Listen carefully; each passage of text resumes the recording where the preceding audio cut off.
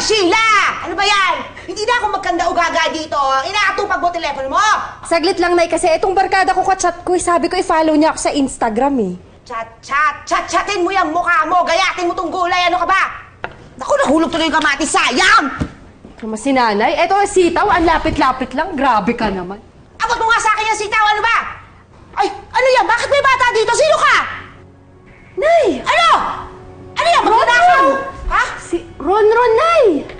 Anak ni Ate Luisa. Anak pala nila ni Kuya Ivan. Sayon?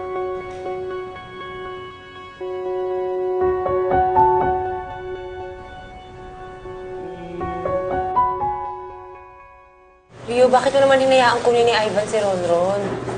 Nagulat nga rin ako sa desisyon nitong ni Rio eh. Sensya ka na, Luisa. Kasagutan na kami ni Ivan kagabi. Hindi naman kita, sis eh. Alam ko naman napakalaking pabor ang hinihiling ko dahil break na kayo ni Ivan. Kinakabahan lang talaga ako para sa anak ko. Ano na kayang ginagawa nila kay Ronron doon?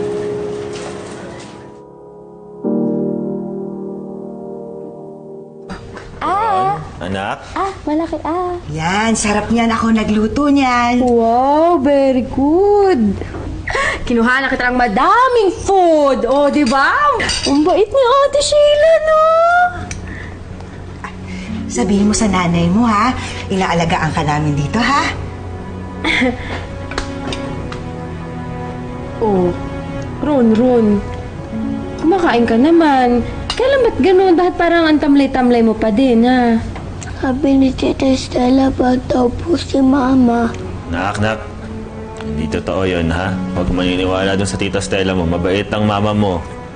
Galit lang yun, kaya niya nasabi yun. Huwag magalala, lalabas din ang totoo. Kakasama kayo ulit ng nanay mo. Pero pansamantala, kami muna mag-aalaga sa'yo, ha?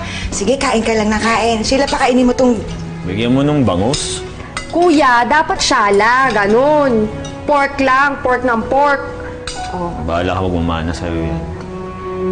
Oh! Isa pa? Ayoko yung muna